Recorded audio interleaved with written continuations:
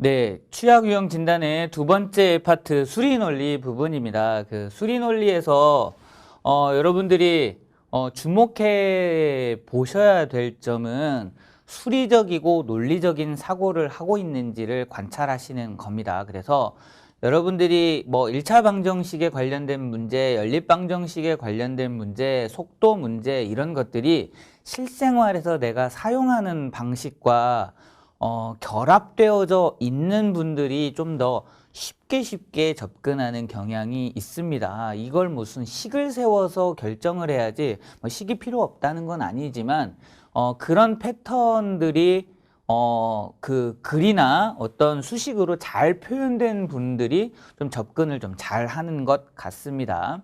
그래서 그 구체적인 상황을 먼저 떠올리고 그때 필요한 것들이 무엇인지를 결정하는 과정이 더 핵심적이다 이렇게 볼 수 있을 것 같아요. 그래서 전체 상황에 대한 이해도 먼저 접근해 보시기 바랍니다.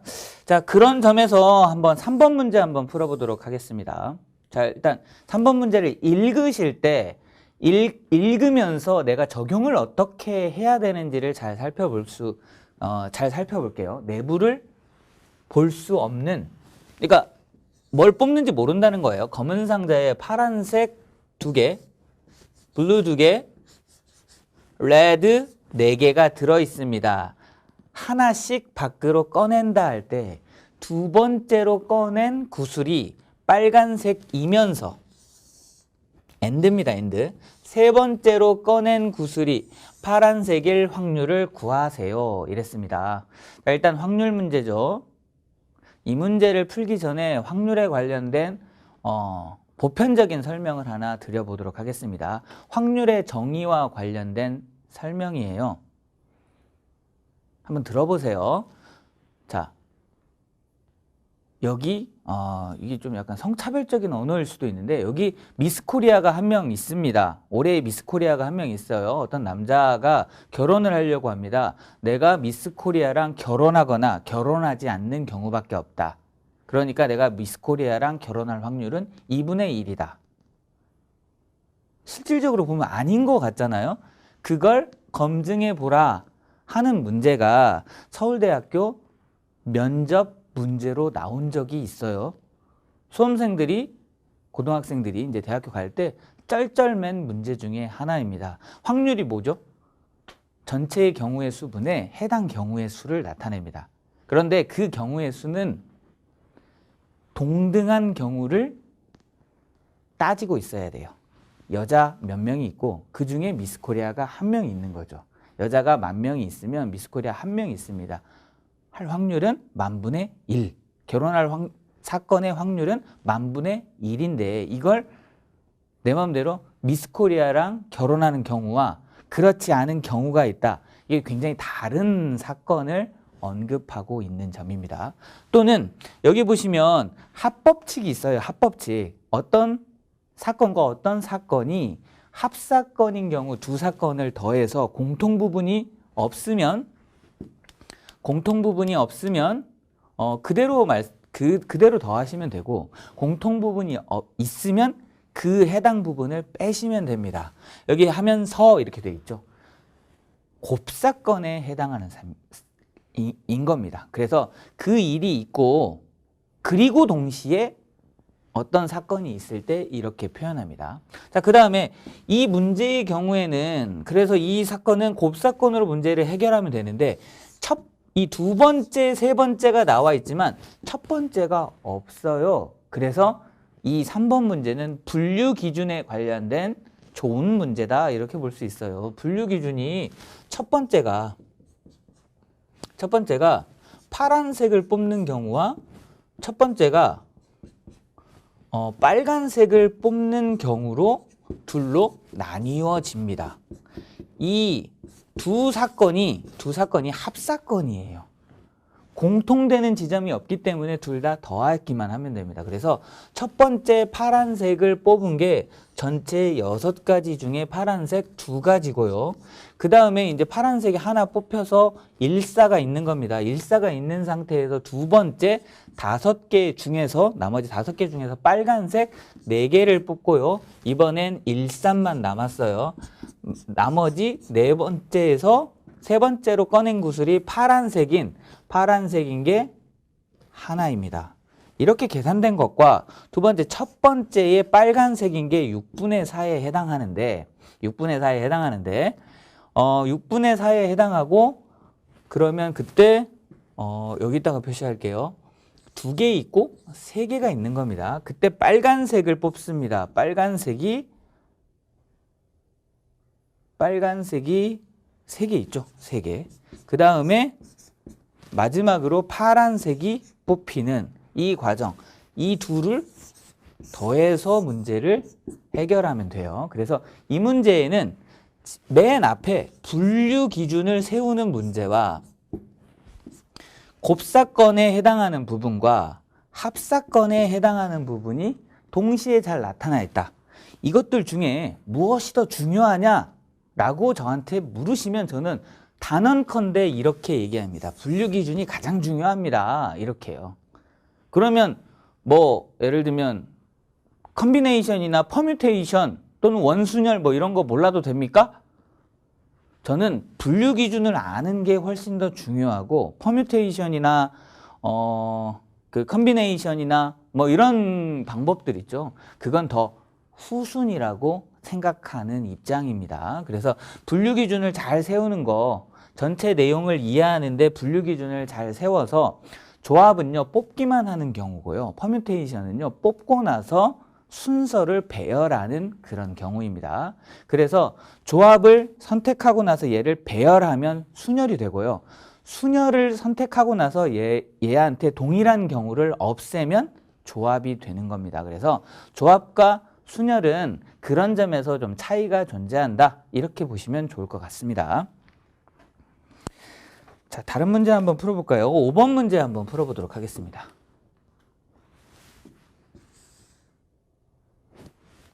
자, 여기 좀 잘 안 보이니까 먼저 한번 잘 표현해 놓고 시작해 보도록 할게요.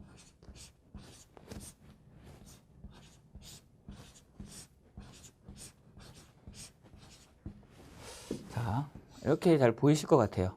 자, 일단 이 문제를 읽어보면 제조업의 BSI, 실적과 전망을 나타낸 것이다. 이에 대한 해석으로 옳은 것은 이렇게 물어보고 있습니다. 그죠? 그러면 여러분들 입장에서 이런 문제들을 접근할 때 일단 가장 중요한 건 이런 거예요. 사실 확인형 정보보다 자료 가공형 지문에 정답이 있을 확률이 가장 높다. 메모하셔도 좋습니다. 사실 확인형 정보가 있어요. 뭐 예를 들면 BIS 실적은 2016년도 2, 4분기에 90이다. 이게 사실 확인형 정보예요. 따라가는 거거든요. 또는 BSI 실적이 2017년도 2, 4분기에 가장 높았는데 그때의 BSI 전망도 가장 높았다. 뭐 이런 것들 있죠. 이런 것들이 사실 확인형 정보입니다. 잘 따라가고 있는지를 보는 거예요. 그래서 그런 부분에서는 정답이 있을 확률이 굉장히 낮겠죠. 자료를 가공 처리하는 부분에서 정답이 있을 확률이 굉장히 높다. 이렇게 보시면 됩니다. 일단 그렇고요. 두 번째는 자, 그러면 한번 따라가 보도록 하겠습니다. BSI 전망과 실적의 직전 분기 대비 증감 방향은 여기서 제일 중요한 말이 증감 방향이에요. 뭐만 보시면 되냐면 플러스하고 마이너스만 확인하시면 됩니다. 그냥 가만히 있었는지 증가했는지 감소했는지 매분기 동일하게 나타난다. 이렇게 매분기 동일하게 나타난다. 이런 표현은요. 사실 맨 뒤를 보는 게 좋습니다. 한번 볼까요? 앞부분은요. 감소 증가 감소 증가 감소 증가 감소 증가 이렇게 바뀌었죠? 자, 여러분들한테 뺏으려고 하는 게 정답이 아님이 드러나잖아요. 여러분들한테 뺏으려고 하는 게 시간입니다. 그래서 맨 위에 사고방식을 하시는 분이 있어요. 메타 인지 하시는 분이 있어요. 이 문제 나한테 왜 냈겠어? 이렇게 자료를 보고 확인하거나 자료를 보고 가공치가 좀 작은, 추론이 작은 것들 있죠? 여러분들한테 뺏으려고 하는 게 정답이 아닙니다. 여러분들한테 뺏으려고 하는 건 뭐다? 시간이다. 시간에 맞춰서 접근하는 경향이 있어야 합니다. 그래서 저 같은 경우는 사실 어떻게 하냐면요. 1, 2, 3, 4, 5번 형태의 문제가 있죠. 그러면 3, 4, 5번에 주 포인트를 맞춰서 읽어요. 그래서 읽을 때도 어떤 거 위주로요? 사실 확인형 정보는 잘 읽지 않습니다. 만약 이렇게 조건이 변경되었다면 뭐 이런 지문이 나오죠. 그러면 반드시 읽습니다. 왜냐하면 그런 지문이 어렵거든요. 그래서 어려운 지문을 읽을수록 이득이다. 역설적으로 그렇습니다. 왜냐면요, 시간을 소모하는 데 목적이 있다라고 판단이 된 경우에만 그러합니다. 한번 그런 식으로 접근하시는 것도 굉장히 중요한 패턴 중에 하나다. 이렇게 보시면 좋습니다. 자, 2번. 제시된 기간 중 BSI 실적이 전망의 90%에 미치는 분기는 2번 있었다. 자, 이 2번 같은 문제가 예를 들면 실적이 뭐죠? 예요. 실적이 84입니다. 실적이 전망이 90이에요. 이걸 100으로 하게 되면 어떤 숫자가 나오잖아요. 그죠? 얘를 그래서 84를 92로 나눠서 90%니까 99, 81, 92, 18. 그래서 얘는 괜찮네. 이렇게 판단하잖아요. 그럼 거의 죽습니다. 시간이 너무 많이 걸리잖아요. 그죠? 시간이 너무 많이 걸리기 때문에 이거 이렇게 판단하는 거예요. 지금 분모가 누구죠? 분모가 92입니다. 92의 10%를 빼세요. 그 숫자를 마련하는 거예요. 그러니까 실제 저 같은 경우에는 이렇게 92가 이렇게 있으면 얘의 10%가 뭐죠? 자리 숫자 하나 줄어든 겁니다. 9.2죠. 그죠? 예. 실제는 또 이렇게 합니다. 10에서 얘가 0.8만큼 빼내야 이렇게 계산을 합니다. 실제는. 그렇지만 9.2를 빼면 얼마야? 그게 그 범주 내에 있어 없어? 이렇게 판단합니다. 그래서 이런 애들이 있죠. 얘가 지금 그 근처에 있는 애인데 여기 굉장히 멀잖아요. 얘 맞을 거야. 얘 9.2를 빼보세요. 그죠? 1.9가 90%에 해당하는데 그것보다 훨씬 밑에 있잖아요. 그래서 그런 범위들을 찾아가는 겁니다. 이런 거 읽지 모르겠다. 이런 거 읽지 모르겠다. 이렇게 붙어있는 애들은요. 얘 9.6 거의 10을 빼는 거거든요. 86보다 조금 위에 있는 겁니다. 10%가. 그죠?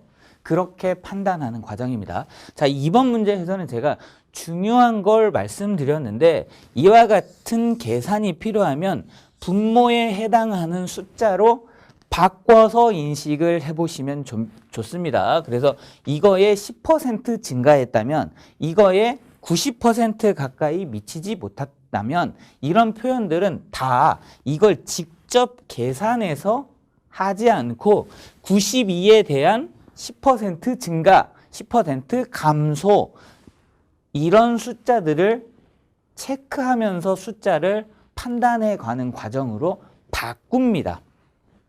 이런 것들이 이런 분수 표현에 대한 접근 방법이다. 이렇게 볼 수 있을 것 같아요. 3번 문제 보시면 직전 분기 대비 BSI 전망이 크게 감소한 분기에는 가장 크게 최대 최소와 관련된 표현이에요. 가장 크게 BSI 전망이 실적이 아닌 겁니다. 전망이 가장 크게 감소. 여긴가요? 여기가 가장 크게 감소한 것처럼 보여요. 분기에는 실적 역시 가장 크게 감소했다. 여기 6 감소했고요. 여기는 8 감소했네요. 그죠? 얘를 하나만 찾아도 됩니다. 그 다음 네 번째, BSI 전망과 실적 차이가 가장 작은 분기 전망과 실적, 그러니까 붙어 있어야 돼요. 작은 분기에는 직전 분기 대비 전망과 실적이 모두 증가했다. 가장 작은 거 어디인지 한번 볼까요? 여기 3이네요. 여기 3. 3보다 작은 게 있는지를 판단하는 겁니다. 3보다 작은 게 있는지. 이때는 전망 실적이 모두 증가하였다. 직전 분기 대비 아니네요. 하나는 감소, 하나는 증가. 자, 다섯 번째, 2016년, 17년 연도별로 직전 분기 대비 BSI 실적이 가장 크게 증가한 분기는 모두 2, 4분기이다. 여기서 이제 주목해야 되는 용어는요, 증가입니다. 증가. 여러분들 증가와 증가율은 다른 개념입니다. 어떤 애가 10에서 12가 됐어요. 그러면 이만큼 증가하는 거예요. 그런데 10에서 12 빼기 10이 이렇게 된 게 증가율입니다. 그렇죠? 그래서 10분의 2, 20%가 증가율에 해당하는 표현이고요. 20%가 증가율이고요. 2가 증가입니다. 증가. 그렇죠? 그래서 증가를 물어보고 있어요. 직전 분기 대비 BSI 실적이 가장 크게 증가한 분기는 2016년도 실적입니다. 일단 실적. 실적으로 가서 2016년도 여기까지요. 여기까지 감소, 여기 증가, 여기 증가 이렇게 보시는 거예요. 그죠?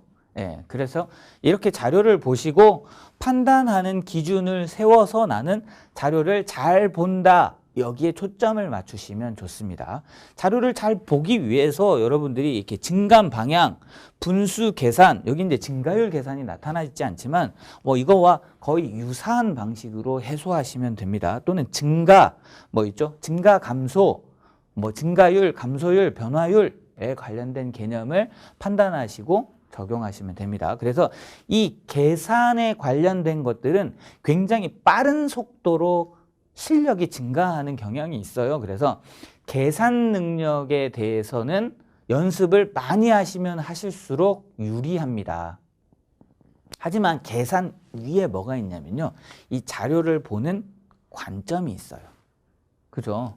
그러니까 이 자료를 보시면 원래 BSI 실적이 100을 기준으로 판단을 하는데 100보다 떨어져 있는데 전 분기보다 더 좋아질 가능성이 있는 분기가 여기 존재한다. 실적이 존재한다. 그리고 BSI 전망과 실적은 유사한 흐름을 보인다. 그런데 100 미만에 존재한다. 이런 부분들을 보시는 게 이 자료를 보는데 더 큰 의미가 있기는 합니다.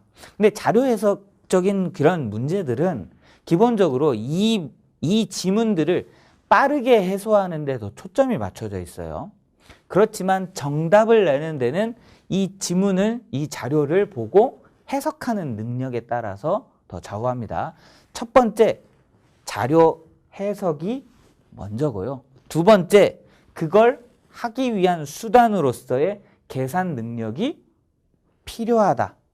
세 번째, 사실 확인형 정보에는 정답이 없을 가능성이 높다. 자료 간에 해석을 한다거나 추론을 하는 데에 정답이 있을 확률이 높다. 이렇게 요약해 볼 수 있겠습니다. 자, 그 다음에 다른 문제 한번 풀어볼게요. 8, 9번 문제 한번 풀어보도록 하겠습니다.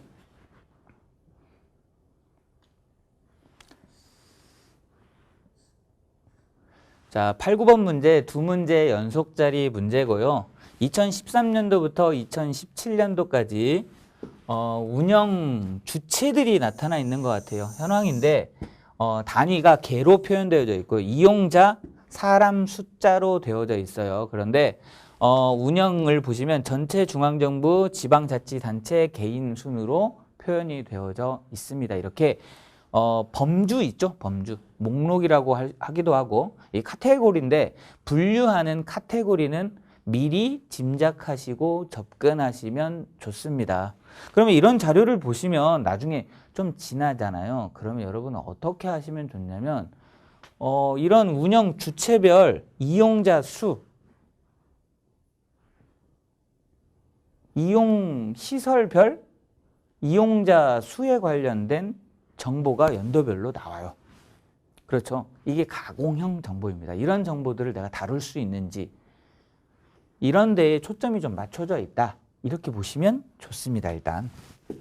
자, 8번 문제 일단 물어본 거에 따라서 옳지 않은 것은 이렇게 물어봤어요. 자, 1번부터 한번 살펴보도록 하겠습니다. 모든 운영 주체에서 전년 대비 증가율이라는 표현이 나왔습니다. 증가율을 어떻게 계산하시는지 먼저 알아야 되는데 증가율은 2014년이 가장 높게 나타난다. 모든 운영 주체.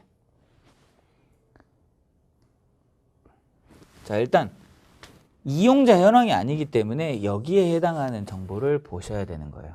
자, 그러면 원래 어떻게 하냐면 2013년도의 증가율은 2014년도죠. 2014년도의 증가율은 2013년도 156이 기준점이 되어서 162에서 152까지 이렇게 된 부분을 살피는 거고요. 2015년도는요. 또 162를 기준점으로 165에서 162까지 100을 보는 과정입니다. 자, 이게 계산이에요. 그런데 이제 해부해 보도록 하겠습니다. 얘를. 제가 얘를 잘못 썼네요. 156입니다. 자, 2015년도 거를 해볼게요. 여기 밑에. 여기를 잘 보시면 162분의 165에 마이너스 1은 항상 동일합니다. 이렇게 100이 곱해지고요. 자, 여기 위에를 다시 한번 써볼게요. 얘는 뭐랑 같냐면 161을 3에서 100 이렇게 한 과정이랑 이 세 식이 동일한 식입니다. 그러니까 무슨 말이냐면 여기에서 여러분들은 이 식으로 계산을 하시면 여기에서 지금 몇 증가했어요? 160, 여기 제가 숫자를 잘못 썼네요. 여기가 2인가 봐요. 162.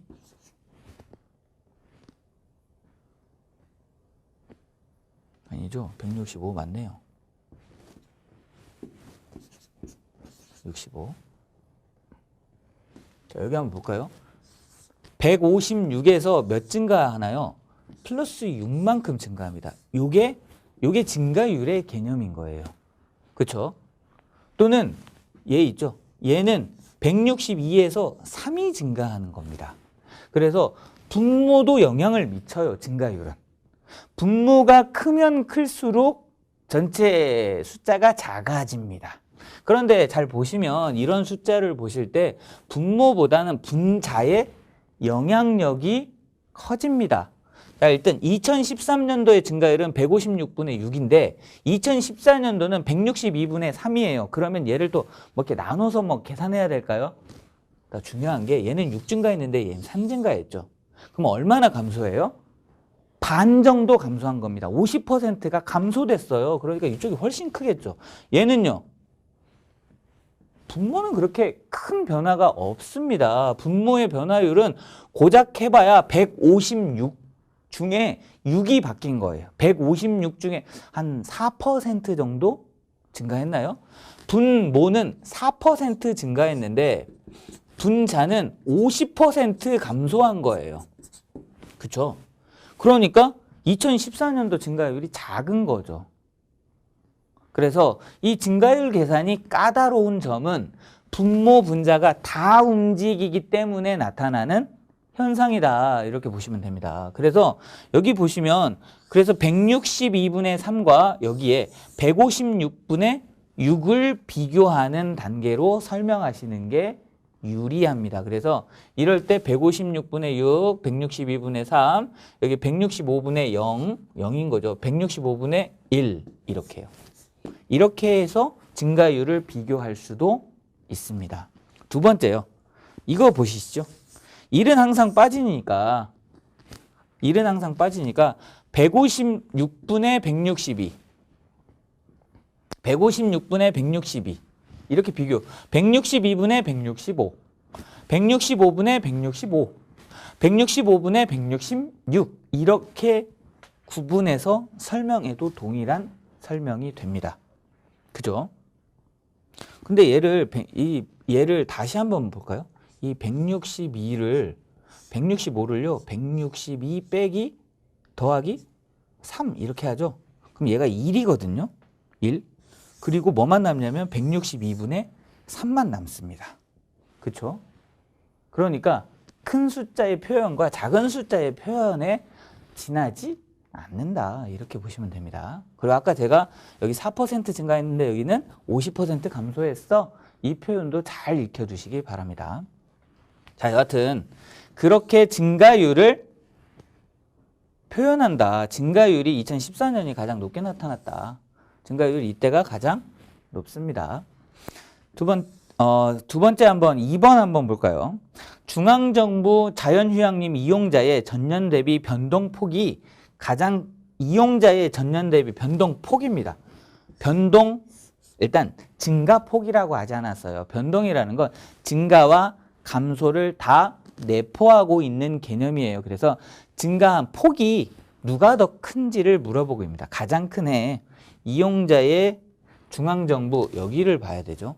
그래서 여기는 한 240 정도, 여기는 320 정도, 여기는 400 정도, 여기는요, 여기가 제일 큰 것 같습니다. 여기서 여기까지. 전체 이용자의 전년 대비 증가폭은 여기죠. 예, 변화된 게 가장 큰 애는 전년 대비 증가폭은 가장 전체 이용자. 여기가 가장 작다. 그래서 확인해 보시면 될 것 같고. 자, 3번 한번 볼게요. 자연휴양림 이용자와 지방자치단체 자연휴양림 이용자의 차이는 중앙과 지방자치단체 빼기는 2015년까지 매년 증가하다가 그 이후 매년 감소한다. 사실 이제 눈치가 빠르신 분은 이제 2015년까지 매년 증가하는 걸 확인을 먼저 하지 않고요. 이걸 먼저 확인하는 경향이 있습니다. 왜냐하면 시간을 뺏는다 이렇게 보는 거죠. 그죠? 차이를 물어봅니다. 근데 맨 처음부터 한번 해볼게요. 여기랑 여기를 차이를 물어봐요. 그러면 여기 이렇게 됐을 때 여기 플러스가 뭐 1500 정도 플러스가 되잖아요. 근데 여기는 감소했습니다. 그러니까 더 늘어나겠죠.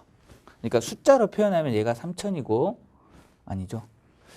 그림을 한번 그려보도록 하겠습니다.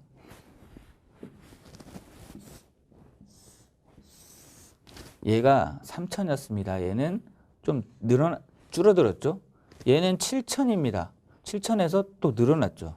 그러니까 이 차이가 여기 있는데 이만큼 늘어난 거잖아요. 그걸 숫자로 형상화된 거라 포인트를 먼저 보는 거예요. 얘는 또 늘어났습니다. 얘는 늘어나긴 했는데 같이 늘어나긴 했는데 누가 더 많이 늘어났는지가 관건이겠죠. 그렇게 이제 판단을 해보시면 될 것 같고 매년 그 이후 매년 감소했다. 2015년이죠. 2015년이 여기까지입니다. 여기까지가 2015년이고 감소했는지를 보시면 여기는 증가하죠. 여기는 감소하네요. 증가한 게 아니라 감소합니다. 근데 얘는 한 1000쯤, 얘는 한 400쯤 증가합니다. 그러니까 1000쯤 감소하는 게 감소가 영향력이 훨씬 더 크다. 감소한다. 그랬다가 여기를 보시면 얘는 약간 증가합니다. 얘는요, 되게 많이 증가했죠. 그러니까 매년 감소하지 않네요. 그래서 3번이 정답이 됩니다. 8번의 경우에는 자, 여기는 이제 증감 방향 물어봐요. 그러니까 방향 플러스 마이너스 제로 이 관점으로 돌려서 확인하시면 되고 이용자 증가율 그래서 증가율 판단하는 방법을 여러 가지로 설명을 드렸어요. 그중에 자기한테 표현되어져 있는 방식이 하나 있으셔야 좋을 것 같아요. 그래서 이게 언제 더 효과적인지를 살펴볼 때 시계열 자료를 보실 때 이게 지금 시계열 자료거든요. 시계열 자료는 이렇게 숫자가 커지는 방향성을 보시는 게 훨씬 더 중요한 것 같고요.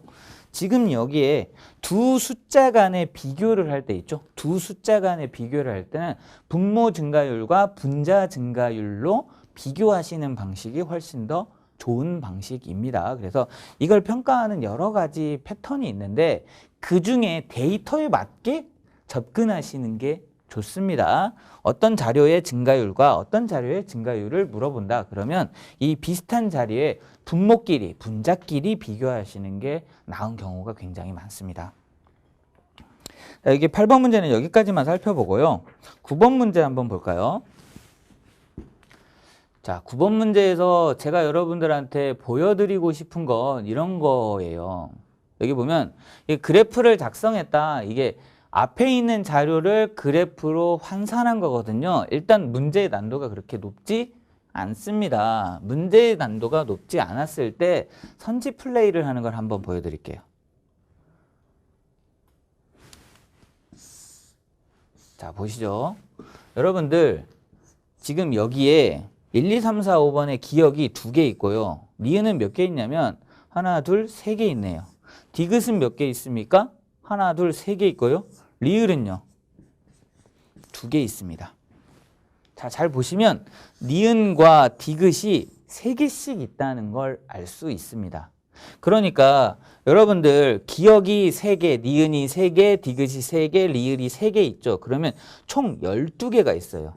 여기는 2개짜리 5개가 있잖아요. 그래서 10개 있는 겁니다. 이렇게 선지가 4개씩 있는데 10개 나왔다. 그러면 무차별하지 않습니다. 차별적이에요. 출제하는 사람의 의도가 반영되어져 있는 겁니다. 이거는요. 무차별해요. 기역, 니은, 디귿, 리을의 숫자만 보면 무차별한 겁니다. 이런 패턴과 이런 패턴은 그림 자체가 좀 다릅니다. 자, 한번 볼까요? 그러니까 기역이 두 개, 리을이 2개.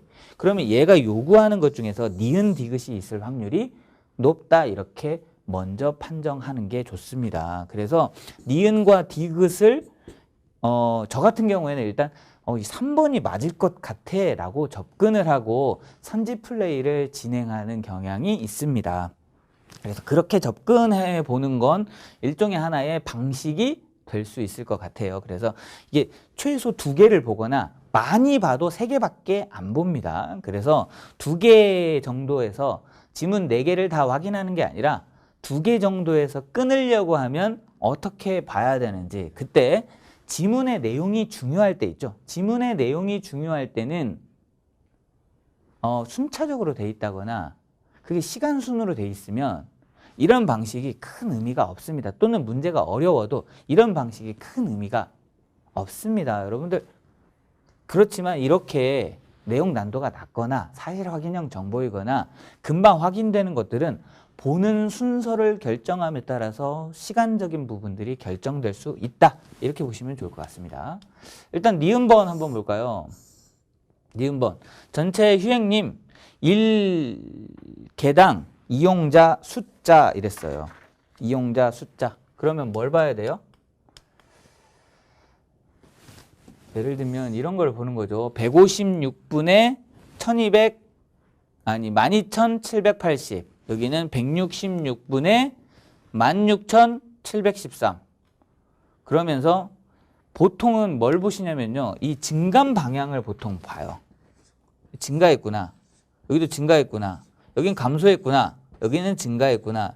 이런 걸 좀 봅니다. 그러면 그 관점에서 몇 개만 데이터를 여기다 적어놓고 한번 시작을 해보도록 하겠습니다.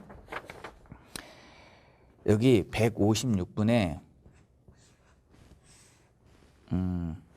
12780. 자, 그 다음에 여기 162분에 13954.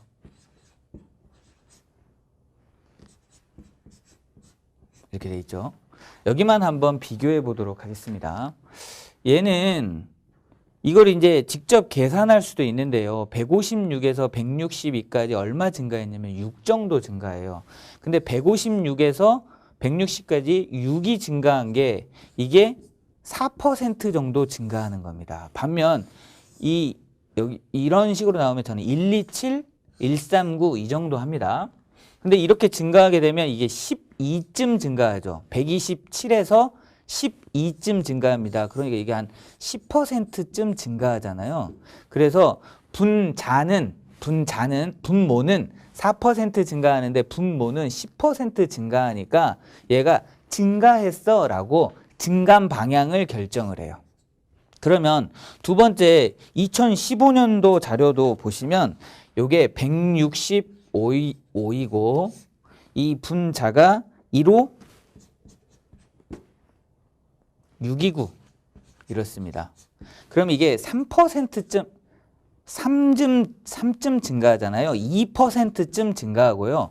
얘는 139에서 156으로 증가하시면 17 맞나요? 17쯤 증가합니다. 그럼 17이면 이게 한 3, 4% 될 것 같아요. 그죠? 그러니까 여기보다 여기가 조금 더 기울기가 더 센 것 같아요. 이렇게 이제 판단을 하시고 여기는 이제 감소했는지 판단하고 여기는 이렇게 되는데 중요한 점은 2017년도 자료를 보시면 이게 166분에 뭐가 나오냐면요. 16713 이런 게 나와요. 자, 이런 자료만 보시면 이 해당하는 숫자가 이게 80 정도에 해당하는 숫자인지 확인하지 않으려고 하거든요.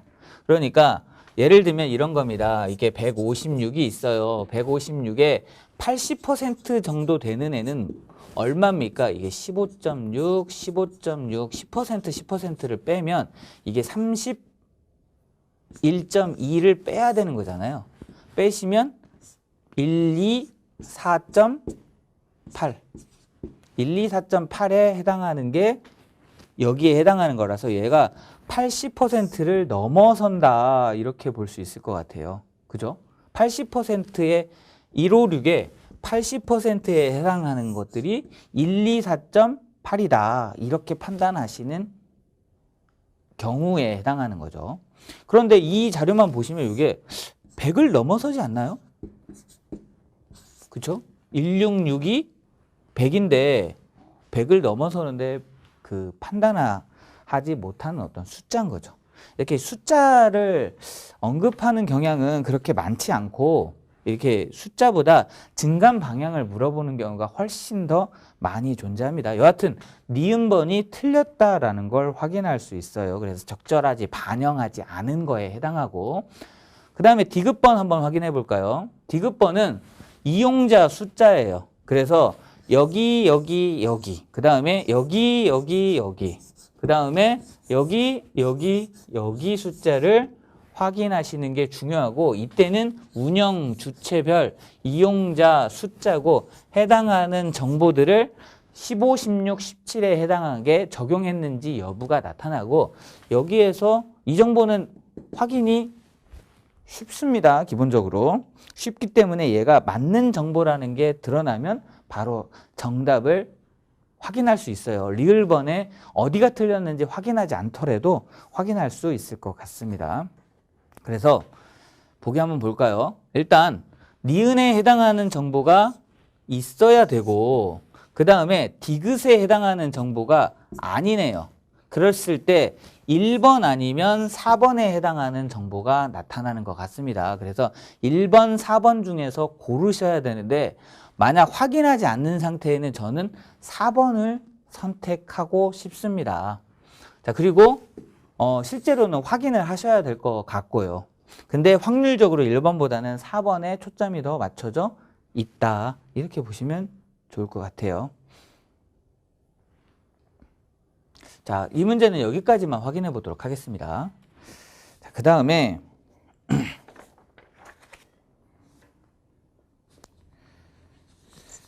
수리 추론 문제는 계산 설명이 좀 많아서 여기까지 잠시만요. 이 10번까지만 한번 살펴보도록 하겠습니다. 10번은 어떤 포인트가 좀 있거든요. 자, 한번 보도록 하겠습니다. 박람회 참석 현황을 나타낸 것이다. 2019년도 전체 참석자를 예상합니다. 예상치인 거예요.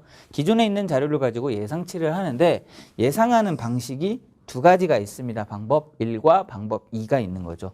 이 방식에 따라 했을 때 어떻게 됩니까? 이렇게 하는 거죠. 그래서 방법 1과 방법 2에 해당하는 숫자들을 계산해내는 과정입니다. 일단 그냥 숫자만 봐도 이 둘 중에 하나가 있을 가능성이 있고요.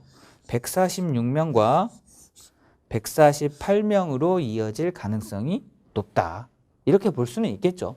근데 여하튼 그 숫자를 중심으로 살펴보실 필요가 있는데 이게 나중에 계산하시다 보시면 이런 것들은 큰 의미가 없다 이렇게 볼 수 있어요. 그래서 선지 플레이가 이런 계산형, 실제 어떤 숫자를 계산형일 경우에는 선지 플레이가 큰 의미가 없을 가능성이 높습니다. 자, 방법 2를 한번 볼까요? 2018년 기준 신청자가 가장 많은 신청구역의 4배, 신청자가 가장 많은 게 여기거든요. 그러면 이게 70에 얼마예요? 예, 4배니까 74, 280명이 오는 거죠.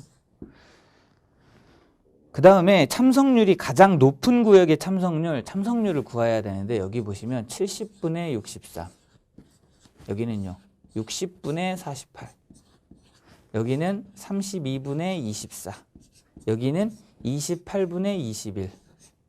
자, 이런 숫자들이 나타나면 일단 여러분들은 이거 먼저 하셔야 돼요. 70분의 7. 그쵸? 예쁜 숫자가 나옵니다. 60분의 12. 6의 2배. 그쵸? 6의 2배, 12. 이런 거예요. 그 다음에 얘는 32분의 8인가요? 8. 얘는요.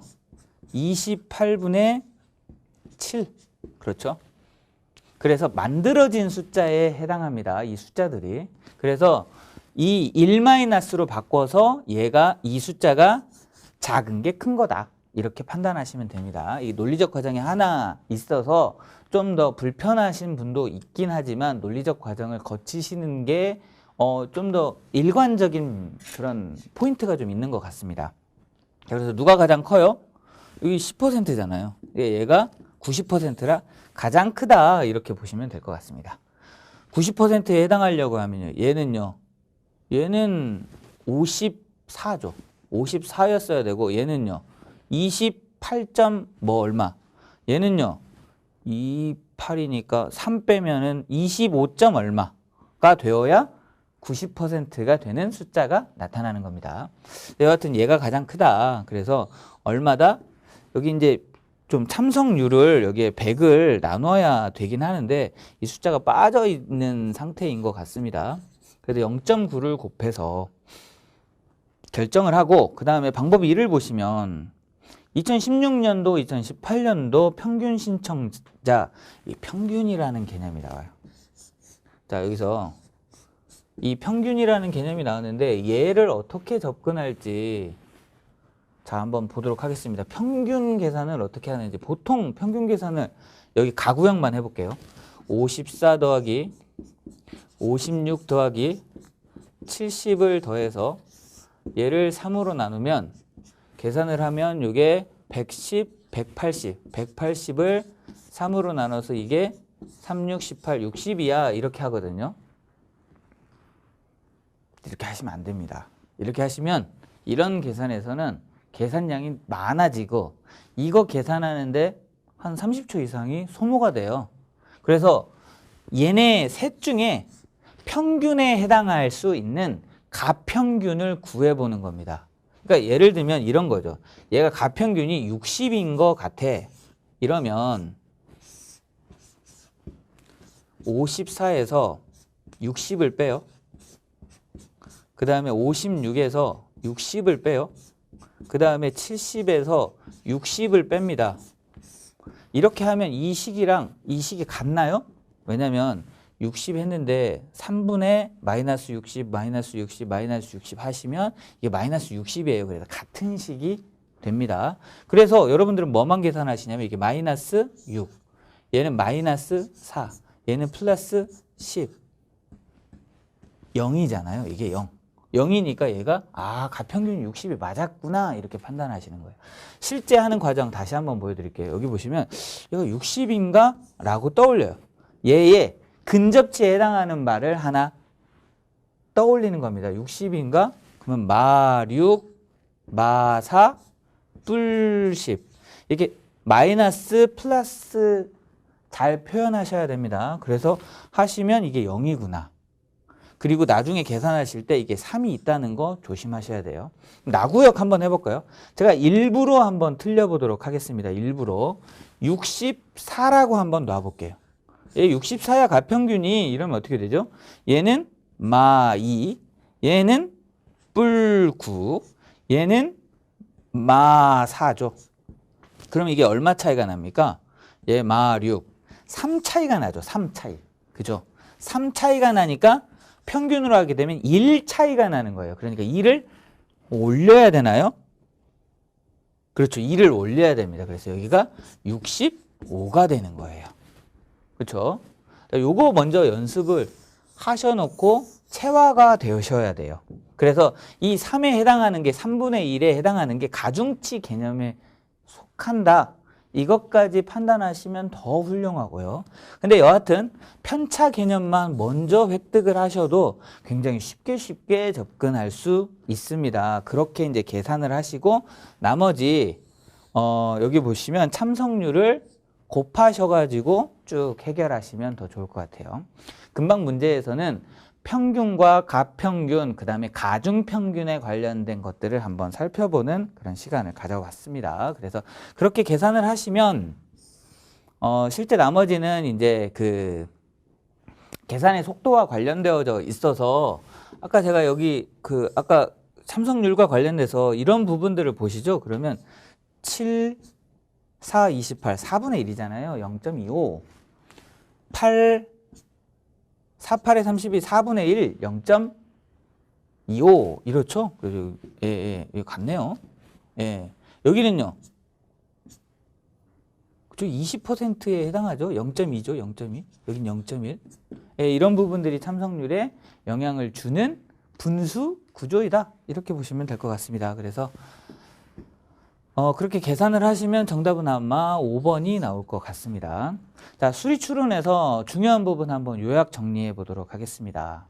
여러분들이 일상생활에 나타나는 문제를 수리적인 도구를 갖고 해결할 수 있는지가 가장 중요한 맥락에 해당한다. 이렇게 보시고 아까 확률 문제를 풀 때 분류 기준 이런 표현들 굉장히 중요한 표현입니다. 그래서 어떤 문제를 이해하는 데 도움이 되는 도구를 내가 소환해내는 과정, 이 부분이 일단 중요하다. 그 다음에 계산 과정으로서는 합법칙, 곱법칙. 그래서 합법칙의 경우에는 공통 부분이 있는지, 곱법칙의 경우에는 이것과 조건부 확률을 비교하는 그런 형태, 이런 부분이 중요하게 문제가 많이 나오는 부분에 해당합니다. 라고 말씀드렸고요. 그 다음에 이제 자료를 보는 관점에서 자료 전체의 의미를 판단하시려고 노력하는 게 첫 번째 순서이다. 단, 이 의미를 판단하시면 좋고 판단하지 못했을 때는 지문을 해결해 가는 과정으로 접근하셔야 된다. 그때 계산력이 큰 의미를 지니게 됩니다. 그래서 여러분들이 분수계산, 증가율 계산 또는 곱셈 계산에서 중요 포인트, 공통된 부분은 생략하고 차이나는 부분만 살펴보기 위해서 여러 가지 패턴을 보여드렸어요. 이 부분은 연습을 많이 하시면 누구나 올라갑니다. 그래서 미리 내 계산 구조를 정해놓고 내가 준비된 상태에서 이 문제가 나오면 그렇게 하는 겁니다. 분수 정말 많이 물어봅니다. 증가율 반드시 나오게 되어져 있어요. 그러면 그때 계산 구조가 있으신 분이 없는 사람보다 훨씬 더 빠릅니다. 그러니까 계산 구조가 있으신 분은 계산을 안 하고요. 캘큘레이션이라고 그래요. 계산을 하지 않고 뭘 한다? 측정을 한다. 메저먼트를 한다 그래요. 추정하고 측정하고 이게 의사결정에 도움이 되는 범위까지만 판단하는 겁니다. 그래서 어떤 분은 실제 계산하지 않는 자료에서 계산하지 않는 수리 이렇게 강조하고 계신 분도 존재하는데 의사결정에 초점이 맞춰져 있는 표현이다. 이렇게 이해하시면 됩니다. 그래서 의사결정하기 위해서 계산한다. 그래서 계산의 범위가 축소될수록 여러분들이 잘하고 계시는 거다. 이렇게 보시면 좋습니다. 자, 여기까지 수리 추론에 대한 진단 평가 문제 해설을 마치도록 하겠습니다.